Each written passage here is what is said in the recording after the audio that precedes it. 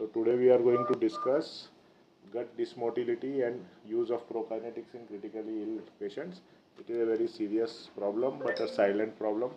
लोग जनरली उसको इग्नोर करते हैं या अंडर डायग्नोस करते हैं. वी नीड टू थोड़ा उसकी निटिग्रिटी में जाएंगे हम. ठीक है, तो I will give you some case scenarios first to make it more interesting. ये है कि 65-year-old patient post CABG with cardiopulmonary bypass. 2 घंटे लगे थे. पोस्ट ऑफ डे 2 है. फेंटानिल और नॉरेड पे है. NG ट्यूब का आउटपुट आता है उसका 800 ml ग्रीन बिलियस एस्पिरेट ओवरनाइट. और इसलिए किसी ने जो ICU डॉक्टर थे उन्होंने 6 बजे उसका न्यूट्रिशन बंद कर दिया कि भाई NG फीड बंद कर दो, है ना. So abdomen is soft but distended on clinical examination. Tympanic to percussion, absent vowel sounds in all quadrants and no peritoneal signs. ये एक आपका पेशेंट है.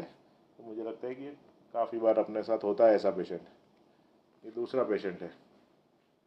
50-year-old female. फ़ोटो लड़के का है पर ये फीमेल है. For example ventilator associated pneumonia हो गया है इसको वेसोप्रेसिन चल रहा है, नॉरेड्रेनालिन चल रहा है, एरिथ्रोमाइसिन दे रहे हैं इसको. 48 आवर्स से चालू किया था फॉर प्रोकाइनेटिक इफेक्ट क्योंकि इसको भी आइलियस था, है ना. Now she is in day 3 in ICU. Enteral nutrition is consistently failing, मतलब कि गैस्ट्रिक रेसिडुअल 300-350 आ ही रहा है जो 4-4 घंटे में कर रहे हैं उसमें. And 1 episode of bilious vomiting. Abdomen is distended and there are hypoactive bowel sounds. और ये तीसरा पेशेंट है. 30-year male with severe traumatic brain injury with low GCS and इसका ICP भी बढ़ा हुआ है, प्रोपोफॉल भी है, वेक्यूरोनियम सीडेटेड पैरालाइज्ड है, वेंटिलेटर पे है. Day 4 in neuro ICU. Enteral nutrition is initiated via nasogastric tube 24 hours ago. और gastric residual are consistently 400-500 ml every 4 hourly. Abdomen is moderately distended. There are hypoactive bowel sounds and no defecation since admission. ठीक है. कौन है ये? कौन है? क्या चाहता है ये? हेलो. हाँ जी. 3rd फ्लोर वाले वो डॉक्टर्स रूम में है. हाँ. ठीक है, वापस मीटिंग में आ जाओ. तो ये जो 3rd पेशेंट है. So these 3 patients are generally commonly they present in our ICU. छोटा मोटा वो होता है but different. This is just to tell you कि मतलब medical as well as surgical patients में ILS का प्रॉब्लम होता है.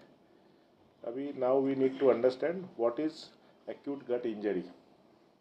तो acute gut injury is a gastro intestinal complication in critically ill patients जिसमें वॉमिटिंग से लेके परफोरेशन तक प्रॉब्लम्स आ सकते हैं.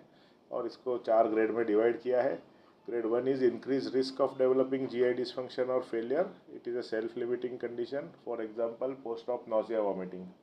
ग्रेड 2 थोड़ा सीवियरिटी बढ़ेगी तो फिर आपको कुछ इंटरवेंशन करना पड़ेगा जिसमें आपको कुछ पेरिस्टालसिस बढ़ाने के लिए या प्रोकाइनेटिक इफेक्ट के लिए you need to give some medications और इंटरवेंशन. ग्रेड 3 में आता है कि इंटरवेंशन से भी नहीं स्टेबिलाइज हो, जैसे कि रिफ्रैक्टरी इलियस है which is refractory to conventional therapy, you resort to TPN. तो वो ग्रेड 3 है. और ग्रेड 4 में और ड्रामेटिक और ख़राब कि भाई लाइफ थ्रेटनिंग हो जाए, जैसे ओगिलवी सिंड्रोम हो जाए, गट इस्कीमिया हो जाए या इंटेस्टिनल हेमरेज हो जाए, बाउल परफोरेशन हो जाए. All this serious and sudden things become grade 4.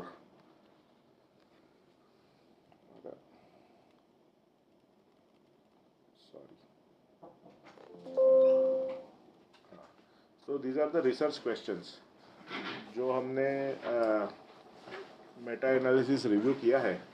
उसमें रिसर्च क्वेश्चन ये है कि which hospitalize adult patient receive prokinetic. That is the first question. Which prokinetic agents are used, what are the indications for prokinetic and what are the desirable or undesirable outcomes which have been assessed. तो हमको भी यही जानना है. तो ये Meta analysis जो था 2018 का, इसमें 48% patients were from ICU, 52% were non ICU. ICU वालों में 46% वर मैकेनिकली वेंटिलेटेड और बाकी सारे mix medical, surgical, trauma, CABG वो सब थे. नॉन ICU में 45% वर स्टिल सर्जिकल पेशेंट जो कि ICU के बाहर थे, 43% वर एंडोस्कोपी पेशेंट और बाकी छोटे मोटे स्ट्रोक और गैस्ट्रोपरेसिस. मोस्ट कॉमन इंडिकेशंस क्या क्या मिले, तो आईसीयू में 68% पेशेंट्स में feed intolerance was the main indication कि भाई फीड टॉलरेट नहीं हो रही है, आरटी एस्पिरेट ज़्यादा आ रहा है। दूसरा, जीआई मोटिलिटी बढ़ाने के इंटेंशन से इन 17% ऑफ द आईसीयू पॉपुलेशन। जब एंडोस्कोपी वाले पेशेंट थे उसमें 37% में नॉन आईसीयू वालों में उनको लगता था कि भाई एंडोस्कोपिक विजुअलाइजेशन विल इम्प्रूव, अगर सब कंटेंट आगे बढ़ गया तो दे कैन विजुअलाइज बेटर।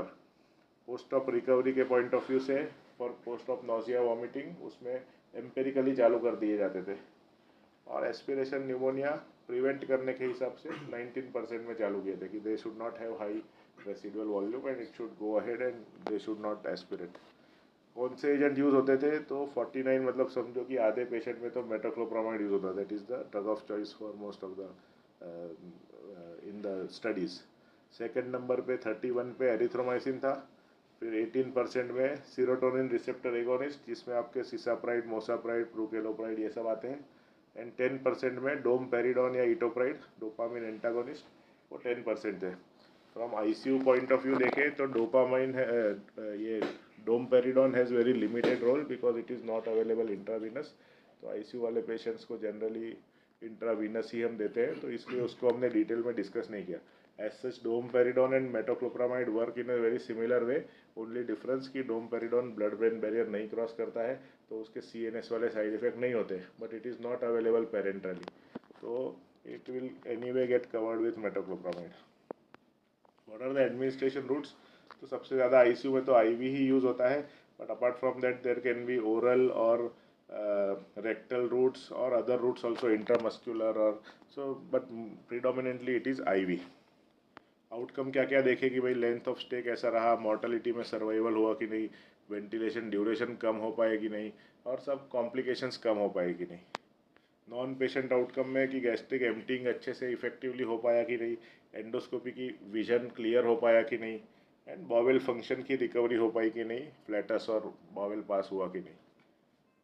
अभी क्रिटिकल केयर इलनेस में प्रॉब्लम क्या है, so there are movement related issues at various levels. Gastric issues जिसमें स्पिंक्टर टोन ही कम हो जाए या तो उसका फॉरवर्ड मूवमेंट कम हो जाए, डिओडिनल इश्यूज जिसमें पाइलोरिक टोन कम हो जाए, and there is retrograde peristalsis, तो वो स्टमक की तरफ उसको पुश करेगा कंटेंट को। फिर लार्ज इंटेस्टिन में colonic dysfunction leading to decrease motility and constipation and ileus. और न्यूरोलॉजिकल फैक्टर्स जिसमें ऊपर से सिग्नल ही नहीं आ रहा है, तो disruption of enteric nervous system due to illness, medications और neurological condition. So stomach, small intestine, large intestine and the neurological, ये 4 लेवल पे प्रॉब्लम हो सकती है। अभी ये this is a very elaborate list कि क्या क्या प्रॉब्लम हो सकती है। हम जब किसी को कुछ चालू कर देते हैं तो हम इतना सोचते नहीं हैं, पर वी नीड टू नो, मतलब ये अपने को माइंड में तो होने चाहिए कि there can be vascular causes, इसमें गट इस्कीमिया, गट इडीमा, कि ब्लड सप्लाई नहीं मिल रहा है और आइलियस हो रहा है। इन्फेक्शियस कॉजेज, पेरिटोनाइटिस, डायवर्टिकुलाइटिस और generally severe sepsis can lead to ileus. Neoplastic causes और hypercalcemia of malignancy. Drug induced, जो कि आईसीयू में यूज़ होने वाले ओपिएट्स, एंटीकोलिनर्जिक्स, सिम्पैथोमाइमेटिक जैसे नॉरेड, निकोटीन और caffeine withdrawal which is very common, and patients on nasogastric feeds. Congenital causes are not very relevant to अस।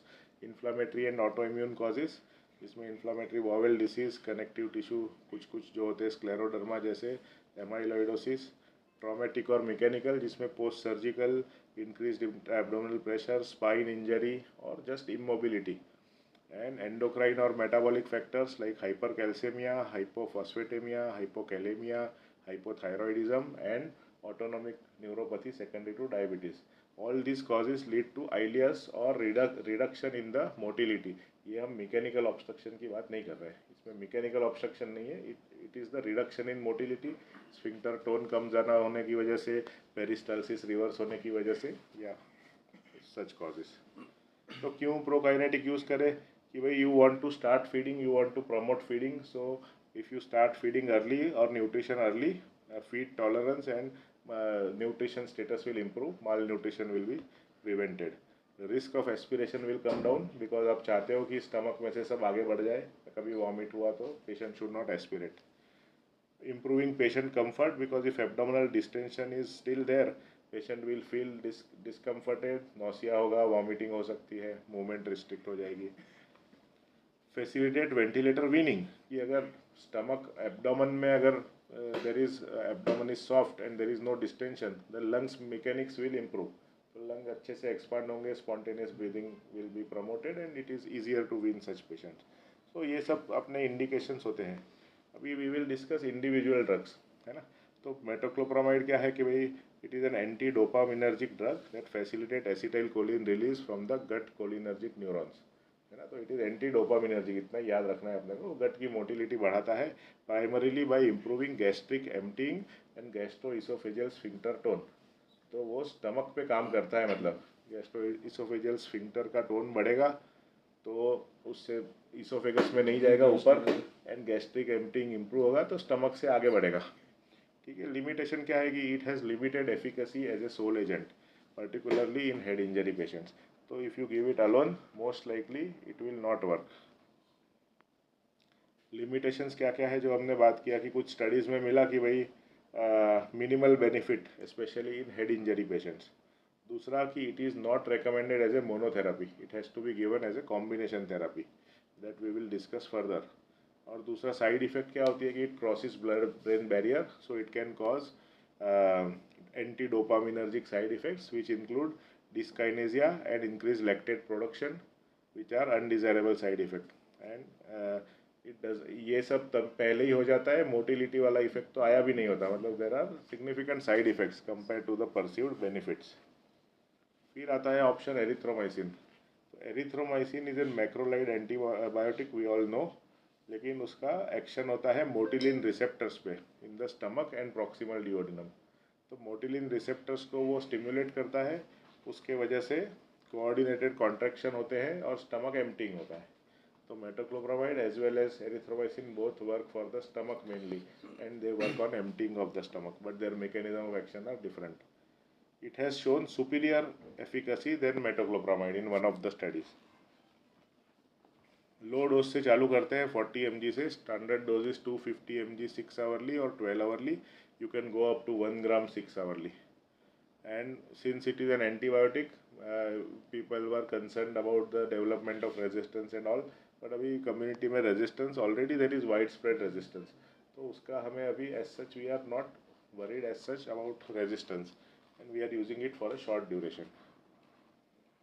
दूसरा आता है फिर कॉम्बिनेशन कर दो आप उसको, कि एरिथ्रोमाइसिन विथ मेटोक्लोप्रामाइड, तो they have a synergistic effect and better combined efficacy than individually used. They improve gastric emptying through complementary mechanisms. There is a risk of tachyphylaxis beyond 1 week, एक week के ज़्यादा देते रहे तो टेकिफाइलेक्सिस हो जाएगा। And azithromycin का भी कुछ डेटा है, लेकिन मेन डेटा जो majority data is for erythromycin as a prokinetic. ठीक है। फिर आता है कि नैलट्रेक्सोन एंटरली। नैलट्रेक्सोन क्या होता है? It is a opioid antagonist.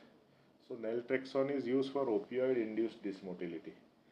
So it has hardly got any systemic absorption. So जो भी आपका सपोज फेंटानिल दे रहे हैं उसका जो एनाल्जेसिक इफेक्ट है वो तो रहेगा, बट जो गट डिसमोटिलिटी या लेस मोटिलिटी वाला इफेक्ट है उस पर वो काम करेगा and it will improve the motility. Typical dose is 8 mg every 6 hourly. Naloxone तो अपना ओपिएट का वो भी है ना, वही तो है एंटीडोट, वही है नैलोक्सोन और नालट्रेक्सोन दोनों, मतलब ये दोनों एंटीडोट है, तो लेकिन वो सिस्टमिक काम नहीं करते। Enteral naloxone does not work systemically, है ना, एंट्रल नैलोक्सोन की बात कर रहे हैं। तो अगर एब्सॉर्ब ही नहीं होगा तो सिग्निफिकेंट एडवर्स नहीं होगा, और आपका ओपियोइड का पेन वाला एडवांटेज है वो रहेगा, बट साइड इफेक्ट जो है वो it will help. First pass metabolism हाँ, लीवर ही पचा दे रहा है, नहीं एब्सॉर्ब ही नहीं हो रहा है, लेस देन 1% इज एब्सॉर्ब्ड।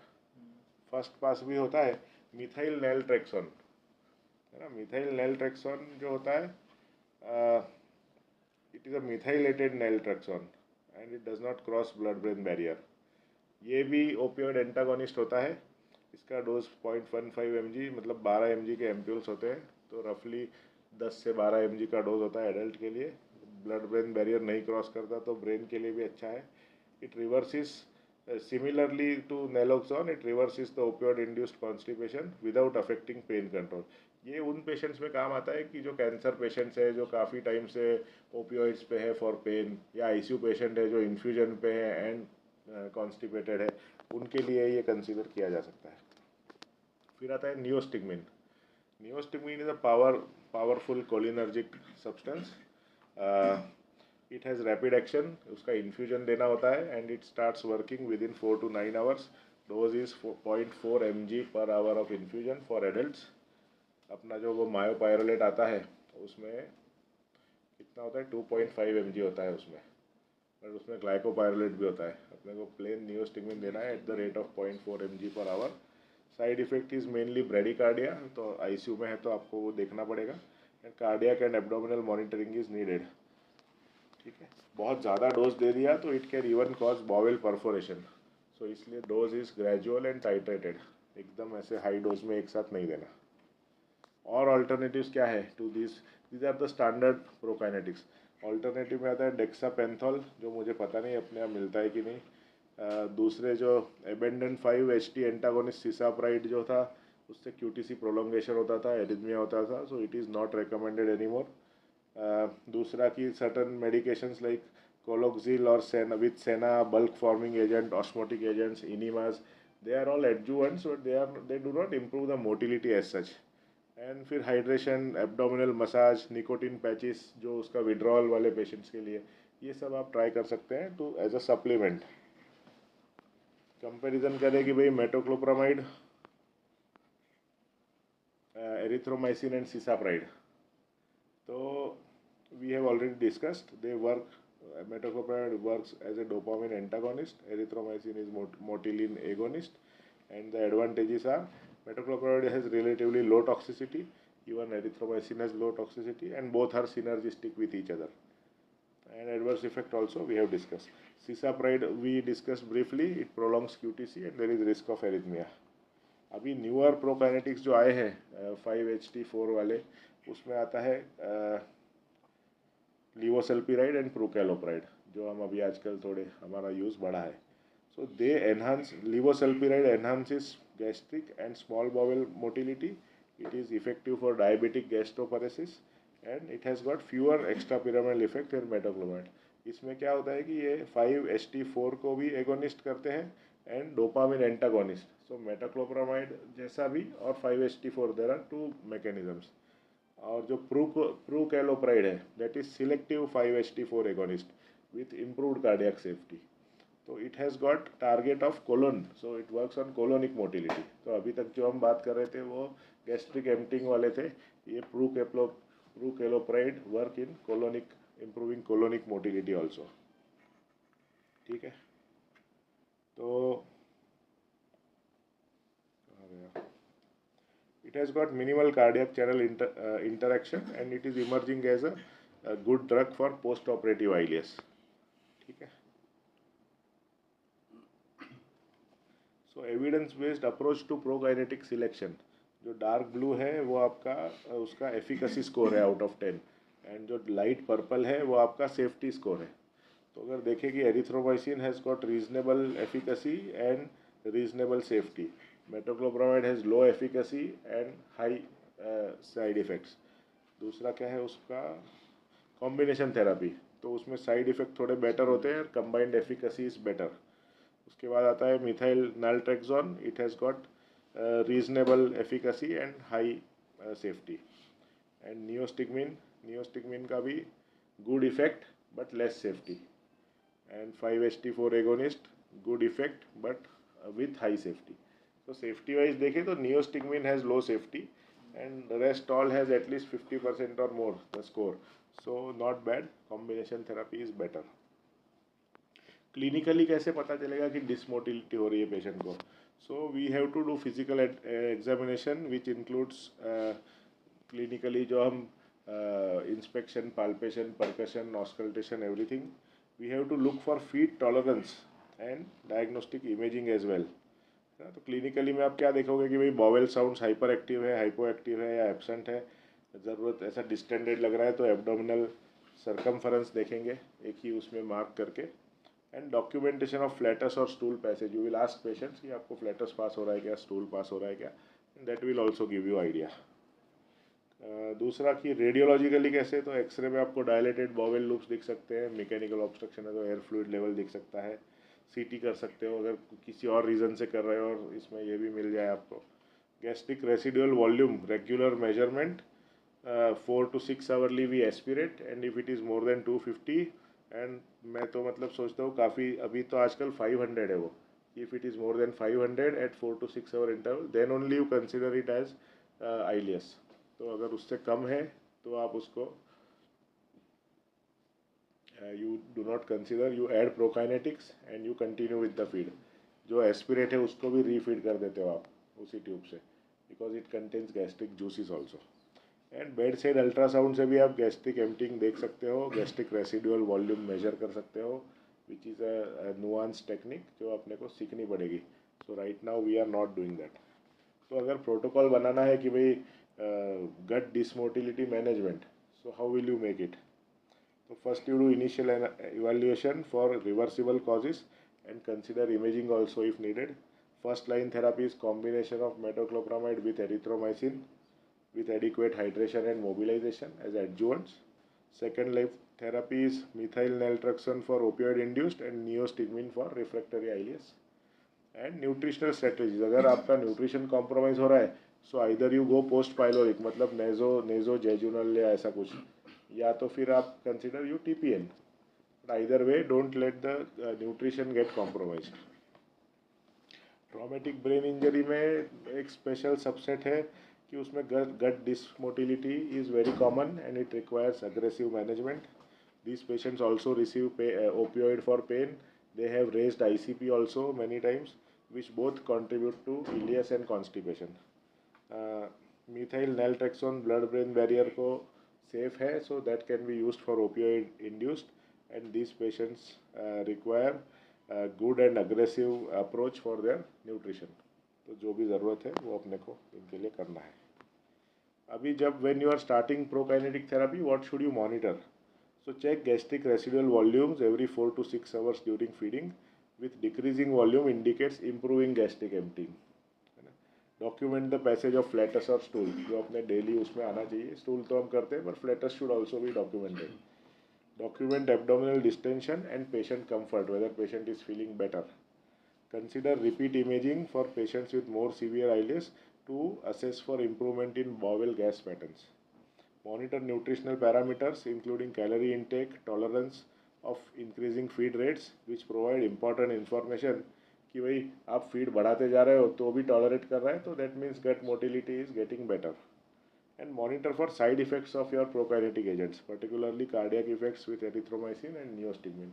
और जब आप 5-HT4 एगोनिस्ट दे रहे हो तो you need to monitor the QTC also.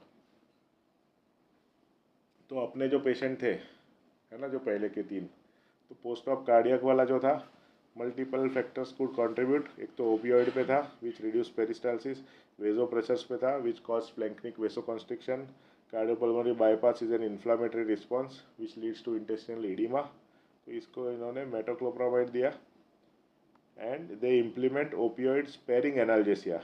And अगर उससे भी नहीं हुआ तो then you think about post pyloric feeding, and you can add erythromycin or begin with combination therapy for such patients. Septic shock वाला था तो sepsis itself can induce dysmotility through inflammatory cytokines, vasopressor induced splanchnic hypoperfusion and erythromycin tachyphylaxis। इसको 2-3 दिन से erythromycin चल रहा था, so he may have developed tachyphylaxis। तो उसमें भी आपको combination therapy दो तो it will be good। For this patient also post pyloric feeding can be considered। Domperidone can be added after 48 hours और metoclopramide can be added। And neurotrauma जो patient है उसका भी हमने डिस्कस किया, तो इसको भी erythromycin and metoclopramide can be combined. Early passive mobility if ICP permits. Post pyloric feeding इसके लिए भी आप कंसिडर कर सकते हो। Implement aspiration precautions and consider neostigmine after excluding surgical causes of paralytic eyelash. ठीक है, so what are the key takeaways? So first is to recognize the AGI grades that we discussed and identify reversible causes of dysmotility. Combine erythromycin and metoclopramide for better efficacy. Use targeted agents for specific causes like opioid में आप naloxone या naltrexone. adapt feeding strategies to gut function. So consider post-pyloric or parental nutrition whenever it is needed, and track the therapy response through gastric residuals, through clinical exams, and through nutritional metrics whether the patient is responding. So I think yes. So that is it. I hope this is useful. And कुछ question है तो you can ask. Are there any questions? Post pyloric sir जो